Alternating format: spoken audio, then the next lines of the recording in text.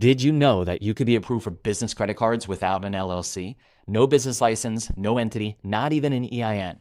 Just a strategy that most people on YouTube will never tell you because they've never actually done it themselves.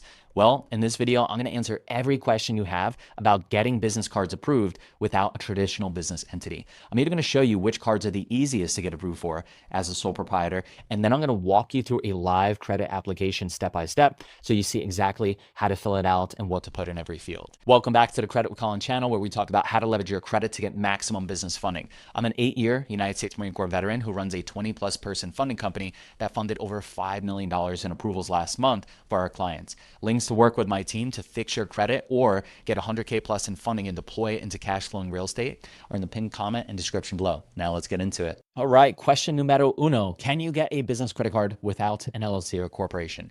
Yes, and this is where most people get stuck before they even start. They think that they need to go file paperwork with their Secretary of State, get an LLC set up, wait for it 3 weeks, pay a registered agent service, all of that before they could apply, and that's not true. When you apply for a business credit card as an individual, you can put your legal name where it says business name on the application, and you can select sole proprietor as your entity type.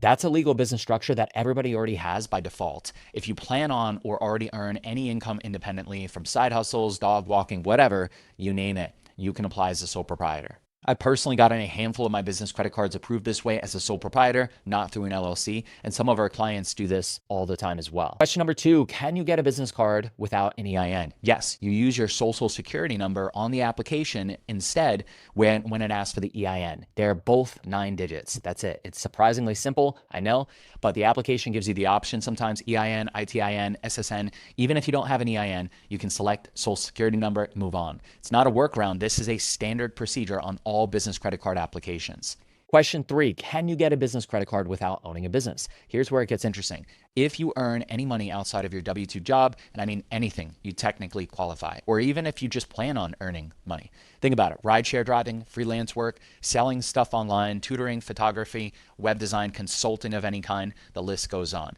You don't need an official storefront or brick and mortar. You don't need employees. You don't need a business plan. You don't even need income. You just need the intent to generate income outside of your regular paycheck, which basically means anybody can do this. Question 4, what if you haven't made any money yet? This depends on the bank. Many applicants will use a reasonable projected revenue. Some lenders will approve you even if you're pre-revenue. For example, with Chase, we've had clients submit with $0 on their annual business revenue and still get approved for upwards of $20,000, $25,000 with a strong personal credit score of 730 or higher, especially if you have a pre-existing relationship with the lender you're applying with, if you have a bank account or a personal card with them, right? So people were not rejected and they were approved with $0 revenue, and so can you. Now, American Express is different. Their application won't let you put down $0. The minimum is $1,000 on their application. So Amex does require at least $1,000 in business revenue to apply in their app. Again, some people use projections. Now, let me walk you through a real business credit card application, field by field. No guessing, no generic advice. I'm going to show you exactly what to select, and I'm going to explain why. Right, this is the Chase Inc. Business Cash Card at 0% for 12 months. A lot of our clients get approved when applying as a sole proprietor. The odds are really good, especially if you're already a Chase credit card holder or you have a personal bank account or business bank account with them. Again, it's 0 APR for 12 months. It's a great card. It's always going to be the personal information first, right? So you list your name, you've got your date of birth, tax ID type. You're going to either have an ITIN or you're going to have a social security number, and you're going to fill that out, right? Then it's going to ask you for your home address. Obviously, if you fill out your home address, if you don't know your date of birth or your home address, we've got other problems, right? So fill that stuff out. Then it's going to ask for your email and your phone number. Go ahead, plug that in. And you'll see right here, you're going to check a box for authorization for Chase to verify your social, right? With early warning services. Now, financial info, total gross annual income. This is not the business revenue. It's your personal income, W-2, side income, investment income, spousal household income, if that applies to you. Make this number as accurate and as high as you can legitimately right? Chase provides a breakdown right here of what qualifies. It even says right here what you earn or reasonably expect to earn. So you could kind of put some projections in here as well. For legal business structure, if you're applying, again, as an individual, you're going to select sole proprietorship here. For your business legal name, it is your personal legal name, right? If you're a sole proprietor and you want to apply as an individual, your legal name, and then you could even put a desired business name on the card. I could put Credit Colin. You can put whatever you want on there. I could be slightly different than your legal name, right? It could say whatever it is you do, consulting, etc. You can have fun with it. Now, DBA stands for doing business as. If you filed a DBA, select yes, and you can put it in there. If not, just go ahead and select no. If you didn't file any paperwork, you don't have a DBA. It's not required, okay? Now, the business tax ID type, again, this is where you could select SSN if you're an individual, or ITIN if you're applying as a sole proprietorship, or if you have an EIN for your DBA, etc., you can use that too. Business address, if you operate from home, that's perfectly fine. You can still be approved. You can click yes, it's the same as your personal address. For most sole proprietors, it's going to be their home address, and it's totally fine. You can still be approved.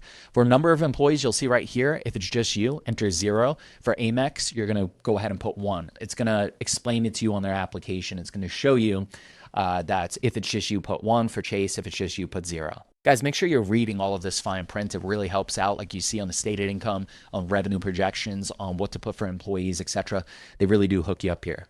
Business phone number, your cell phone is fine. You don't need a dedicated business line. Now look at this. Business established date is just a month and a year. It's an estimate. If you've been doing side work for a couple of years, or if you're brand new, just put that down, a recent date. Just be honest, but understand that longer history generally helps. For example, I had a friend who cleaned and sold sneakers, right, for several years. So he put a rough estimate of 3 years ago, and he got a nice juicy limit approved. Annual business revenue, as I mentioned, Chase and some banks accept 0. Amex is 1,000 minimum right there.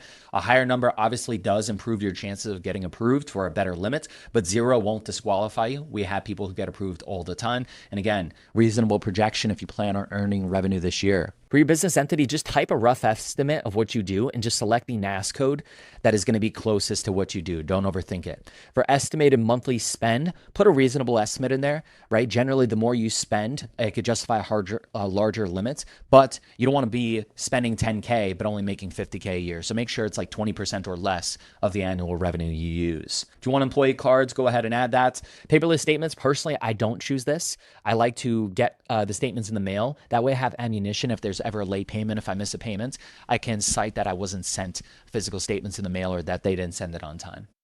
Now, after that, you review everything, make sure it's accurate, go ahead and you can submit. Now, some of you might even be thinking, why even bother with business cards? I already have personal cards. Well, let me give you 5 reasons. And the 4th one is the one that changes everything for our clients and our investments and scaling businesses. Reason number 1, bigger welcome offers. Business cards consistently have some of the largest sign-up bonuses available. We're talking 200K, 300K points with Capital One Amex, cashback, points and miles that could be significantly higher than you see on personal cards. The spend requirements are sometimes higher too, but if you can meet them through normal business activity or strategic spending, you're stacking value that personal cards just can't match.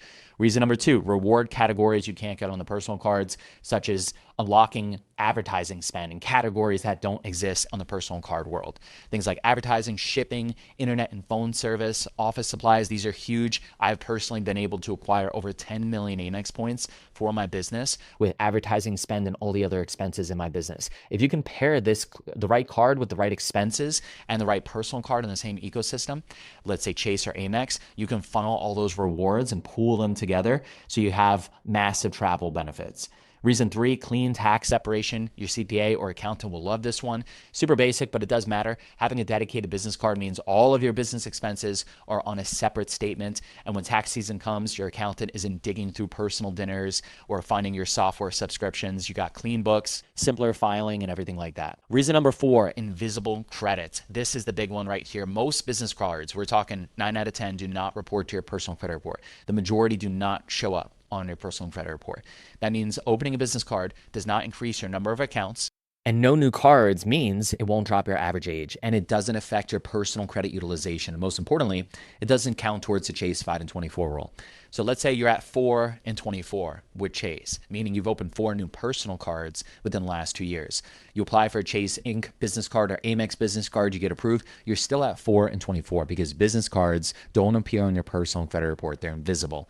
This is why business credit cards are one of the most powerful tools in our clients' credit strategy. They get access to credit limits, bigger credit limits, rewards, and 0% funding capacity without touching their personal credit profile. Now, the hard inquiry from the application will still show up on your personal credit report, but we can remove those hard inquiries because they're not attached to a personal account. So it's invisible. Now, reason number 5, higher credit limits. Business credit cards tend to come with higher starting limits than personal cards, especially from Chase and Amex. And Amex even allows you to shift your personal credit card limits to your business cards. And this is awesome. When you combine that with the invisible credit benefits, you're building significant buying power without it weighing down your personal credit profile. That is how our clients stack 6 figures in available credits across personal and business cards simultaneously. Now, the 3 best card issuers for getting sole proprietorship cards approved is going to be Chase with their in cash and Ink Unlimited cards. These are 0% interest for 12 months. And Chase, again, accepts $0 in revenue, and your odds are best with a 730 plus credit score and an existing Chase relationship, either a checking account with them or a personal credit card. Next, we see a lot of good approvals for American Express with the Blue Cash and the Blue Plus card. 0% for 12 months as well. They do require $1,000 in revenue on their application. And again, huge perk, Amex can move personal card limits to your business cards. Finally, B of A, Bank of America, any of their business cards, they have 4 or 5 of them. 4 of them are 0% interest for 7 months, 9 months. And I'll say you have much better approval odds, again, with 730 plus score and a personal or business checking account with them and a personal Bank of America business credit card. Here's a quick reference for every major field on a sole proprietor business card application. This is the part of the video where you're going to want to screenshot this.